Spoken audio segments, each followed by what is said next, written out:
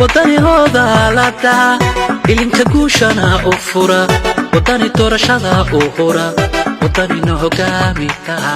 wadani ambaliyada u tira وصلى الله على سيدنا محمد وعلى اله وصحبه اجمعين waxaan salaamayaa dhammaan shacbiga reer Soomaaliland meel kasta oo ay joogaan inta badan runta dadku ma jecla laakiin runta waxa uu nacab maanta xisbiga kulmiye abwaan gaariye isagoo ka hadlaya qaraarka runtu leedahay waxa uu yiri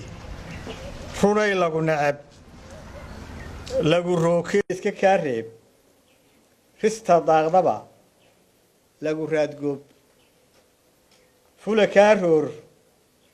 ruux xudoon iyo ra'iis daalina midna kuma rabo kulmiye wuxuu yiridaha u xidhay xuquuqul insaankii iyo xorriyatul qowlkii jeelashu waa buuxaan way ceeriyoosan yihiin mid hadlay mid Facebook wax ku qoray mid Twitter wax ku qoray mid wargeys wax ku qoray mid riyooday iyo mid aan wali loo sheegin wixii lagu maayaba intuba jeelka liinta ka cabayaan maanta waxa muuqda saansaan caburin iyo diktatoriyad aadan carab الله u naxariistay abwaan reer Soomaaliland oo ka digayay diktatoriyadii soo socotay 1969 markii dawladda militariga qabsatay Soomaaliya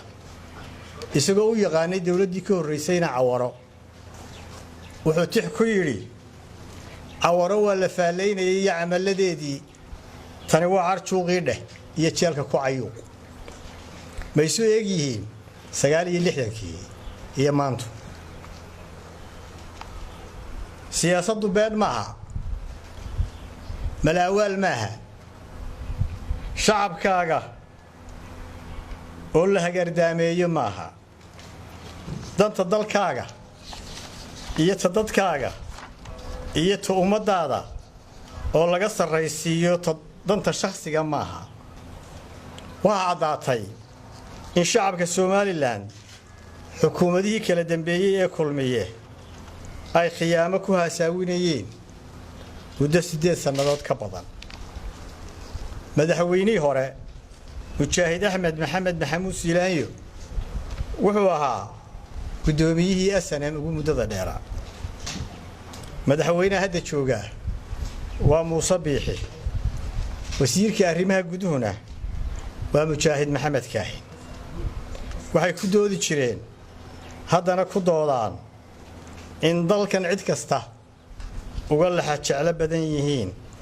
maadaama dhiigoodii u shubeen naftoodiina u hureen Soomaaliland ma dhaba waynu arki doonaa waxa xukuumadii kulmiye ee hore shacabka u sheegtay inay heshiisyo la gashay dawladda isu taga Imaaraadka Carabta ku saabsan horumarinta berbera dekada berbera iyo inay siisay saldhig military xukuumadda kulmiye waxay caado ka dhigteen inay ku eedeeyaan xisbiga wadani inuu ka soo horjeedo maalgashiga iyo horumarka Soomaaliland wadani midna kama soo horjeedin ee wuxuu la heshiisyadii ay gasheen shacbiga u soo bandhiga mowqifka xisbigu wuxuu ahaa wali leeyahay inaanu taageeraynin heshiis aan ummadda loo soo bandhigin oo suuq madow ah oo in yaroo farakotirisi oo kaliya og tahay oo mugdi badani ku gadaaman yahay xukuumad iyo xisbiga kulmiye waxay ku celcelin jireen oo meel kasta fagaarayaasha kaga tiraabi jireen in xisbiga wadani Soomaali weyn xiriir leeyahay runtii xisbi ahaan markasta waxaanu arinta warkaynay gaf iyo meel ka dhac inay ku tahay wada jirka shacbiga iyo qarannimada Soomaaliland waxa xisbi ahaan aanu arkaynay in arintaasi ahayd qiiqisku qarin kulmiye sameynayay si uu shacabka indhahooda uga jeediyo falal dambiyeedyada maanta qarxay ee uu sameeyay iyo qarandimusnimada ahaa dawladii kulmiye kala dambeeyay waxay dhegaha ka furaysteen inay ka jawaabaan ku celcelintii xisbiga wadani ee ahayd heshiisyadii aad gasheen shacbiga iyo baarlamaanka u soo bandhiga oo mugdiga ka saara sida xukuumadda kulmiye sheegtay UA waxay gelinaysaa dekada berbera 400 milyan oo dollar waxa run ah oo dhab ah haddii la qiimeeyo dekada berbera qiimaheeda iyadoo dekada ruushku dhisay Mareykankuna ballaariyay inay ka qiimo badan tahay 400 milyan iyadoo intaasi jirto waxaynu dekedeeni ka qaadanay 30% 70 waynu bixinay sababtu way soo bixi doontaa maxaa kalifayn madaarka berbera oo dhisan laguna tilmaamay inuu yahay the longest runway in Africa oo aynaan qiimayn ugu wareejino bilaash dawladda Imaaraadka si ay uga dhigato saldhig military iyadoo xukuumadda kulmiye cadayn waxay ku bedesheen iyadoo waliba marar ay ka soo baxeen in lagu kireeyay milyan iyo $1 sanadkii sidoo Bukhari yahay waxa kale loogu daray madaarkii berbera ee dhisnaa dhowdhan 70 kilomitir oo laba jibaaran dawladdii Soomaaliya oo mar isticmaal ahaan uga kireysay berbera madaarka berbera dawladdii Mareykanka waxay sanadkii ka qaadan jirtay 90 milyan oo dollar 1980 qiimahaas haddii maanta la qiimeeyo wuxuu u dhigmaa 1 bilyan oo dollar waxa kale oo aanay xukuumadda kulmiye ka jawaabin sababtay Soomaaliland uga mid dhigeen xulafo dagaal oo aan golayaasha sharci dejintu ansixin taasoo dalkan u keenaysa inay mutaystaan colaad dagaal oo ay warmaqabto ka yihiin gaariye isagoo tixdiisii wata runta wuxuu yiri ninkii ku roon dambi lagu raro ribo iyo been loo rakaabsado xabsi lagu rido rasaas lagu furo raxantiisa oo loo rogo oo ka reeb iyo rajo laga dhigo raxan raad iyo rafaad kugu muday Somaliland waa dal aan la ictiraafin oo aan helin aqoonsi caalami ah una baahan dal kasta oo dunida ka mid ah danina ugu jirto Somaliland inay la culowdo dal aan colaadin saxuma aragno in dawladda Somaliland ay la culoobaan dawladaha ay culoobeen dawladda Imaaraadka saaxiibna u qaataan dawladaha ay Imaaraadka saaxiibka yihiin dawladaha dana ka dhaxeeya dagaal ka dhaxeeya Djibouti iyo Imaaraadka waxba ka dhaxeeya Qatar iyo Imaaraadka waxba ka dhaxeeya Turkiga iyo Imaaraadka waxba ka dhaxeeya inagu waxaynu u baahanahay dawladda dana iyo gobolka oo dhan inaynaan tii aanay la culoobin oo la noqon uma aragnana sax in dawladaha Imaaraadka ay cul yihiin aynu colaanahay waxaynu u baahanahay inaynu saaxiib la noqono wadamada jaarka aynu nahay ee Djibouti Ethiopia iyo Soomaaliya waxa jirtay su'aal muwaadin kasta isweydiinayay oo reer Soomaaliya ah muddadii ugu dambeysay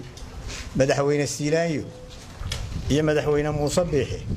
maxay shacbigooda iyo baarlamaankooda uga qarinayaan inay soo bandhigaan heshiisyada ay sheegeen inay la galeen dawladda Imaaraadka cidda dhabta ah saxday waayo heshiisyadan ugu dambeyn waxa shacbiga reer Somaliland lahaa xukuumadaha kulmiyo u cadeeya oo keena heshiisyada dhabta ah waxa uu dhamaaday xilligii ay wax qarin karayseen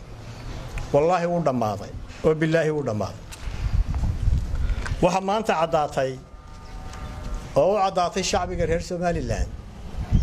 in kulmiye shacbigiisa calankiisa iyo ciidiisa khiyaameeyay sirmaqabe Allah subhanahu kulmiyow waxay huursanaadaanba hadimooyinkii aad dalkan iyo dadkan ka gasheen waa kuwa ogta ka cadaaday qarannimadii iyo madax bannaanidii Soomaaliland waxay naga luntay oo inaga ambatay 1960 waxay mar labaad ambatay oo la ambaday madaxweyne Siilaanyo wuxuu ka tagay taariikh madow qarankan iyo madax bannaanidiisii wuxuu u geystay dhaawacii ugu xumaa waxa dhacday khiyaamo qaran shacbigiisa calankiisa ciidiisa iyo himiladii shacbiga uu khiyaameeyay wuxuu ku bedeshay go'aansitaagii Soomaaliland iyo madax bannaanidiisii dhaqaale iyo dana shakhsi ah heshiisyada dekedda iyo saldhigga berbera oo dawladda federaalku saxeexday ayuu uga dhigay in xukuumadda Soomaaliland la gashay dawladda Imaaraadka jiritaanka warkan sida ka warqabtaan waxa xaqiijiyay dawladda wasiiru dawlaha arrimaha dibadda ee dawladda Imaaraadka Carabta Anwar Maxamed Qarqaash waraysi uu toos u siiyay BBC-da laanta afka Carabiga hadalka dawladda Imaaraadku waa dhab Siilaanyo wuxuu jabiyay dastuurka wuxuu khiyaameeyay shacbigii wuxuu himiladoodii ku raday hog madow oo ay adkaanayso in dib looga soo saaro wuxuu mutaystay in maxkamad la hor keeno oo lagu qaado khiyaamo qaran madaxweyne Muuse Biixi Cabdi wuxuu qayb ka ahaa shirqoolka iyo dhagarta kulmiye u maleegay shacbiga Soomaaliland marka hore xogogaal buu ka ahaa khiyaamada qaran ee madaxweyne Siilaanyo u geystay dadkiisa iyo dalkiisa faylkii dawladda Imaaraadku saxeexday Siilaanyo wuxuu ku wareejiyay Muuse Biixi markii uu xilka ku wareejinayay madaxweyne Muuse Biixi wuxuu haystay fursad markuu kursiga madaxweynaha ku fadhiistay oo ahayd inuu saxo khaladkaas ama shacbigiisa iyo baarlamaanka u soo bandhigo khiyaamada qaran ee madaxweynihii ka horreeyay sameeyay midna ma samayn wuxuu yidhi heshiisyadii dawladdii hore gashay waan fulinayaa kuwaas oo ay maanta caddaatay inay noqdeen heshiisyo ka dhaxeeya dawladda federaalka Soomaaliya iyo dawladda Imaaraadka wasiiru dawlaha Imaaraadka wuxuu sheegay inaanay wax heshiis la gelin Soomaaliland aqoonsanayna ay aqoonsan yihiin qarannimada Soomaaliya wuxuu yiri safaarad iyo qunsuliyad midna kuma lihin Soomaaliland madaxweyne Muuse isagoo kitaab Quraan ugu dhaartay inuu daacad u yahay shacbigiisa iyo dadkiisa wuxuu been u sheegay shacbigiisa kana qariyay in heshiisyadaas Soomaaliya saxeexday waxa uu cadeeyay shacbigiisa wuxuu u cadeeyay madaxweyne Muuse in heshiisyadaas dawladda Imaaraadka Carabta iyo dawladda federaalka Soomaaliya ay wada galeen ee ay kala saxeexdeen inuu fulinayo madaxweyne Muuse Soomaaliland wuxuu ku riday godkii Soomaaliland madaxweyne Muuse godkii Soomaaliland ku riday madaxweyne Siilaanyo ayuu isna goostay inuu ku sii hubsado oo amuudda ku rogo Soomaaliland su'aal muxuu Muuse ku bedeshay inuu sidaas mujaahid ku yeelo madana gaar ahba madana dhaqaala ma markii hore ayuu qayb ka ahaa shirqoolka oo fara laga hayay madaxweyne Muuse wuxuu jabiyay dastuurka wuxuu ku kacay khiyaamo qaran wuxuu ku kacay high treason wuxuu ku kacay high treason wuxuu ku kacay khiyaamat al-udma wuxuu ku kacay khiyaamat al-udma waxa uu banaan madaxweynaha laba arrimood midkood inuu yeelo inuu iscasilo dadkana saamaxaad weydiisto kuna dhawaaqo in la qabto doorashooyin madaxweyne oo cusub waxa kale oo bannaan hadduu taa yeeli waayo in lagu qaado khiyaamo qaran oo lagu sameeyo maamuuska xayuubin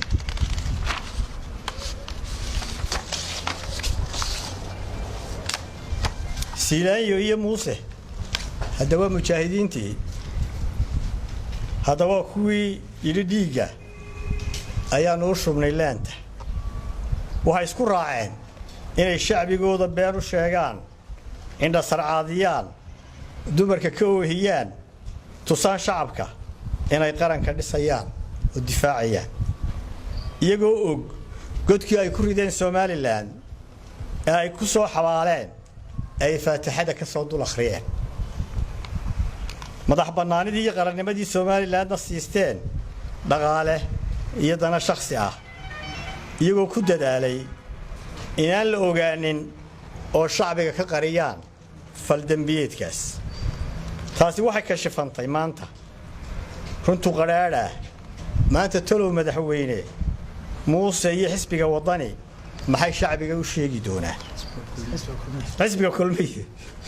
maxay shacbiga u sheegi doonaan waxa cadaatay in madaxweyne daahir riyaale kaahin labada mujaahid uga lixjeclo badnaa Somaliland hadda mujaahid muu hayn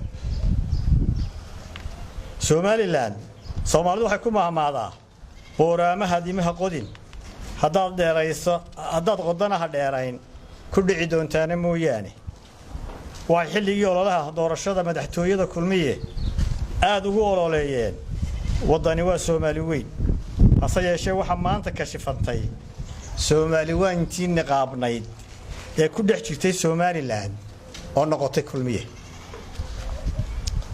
labadii xukuumadood ee kulmiye kala dambeeyay labadii madaxweyne ee kulmiye kala dambeeyay Silaaye iyo Muuse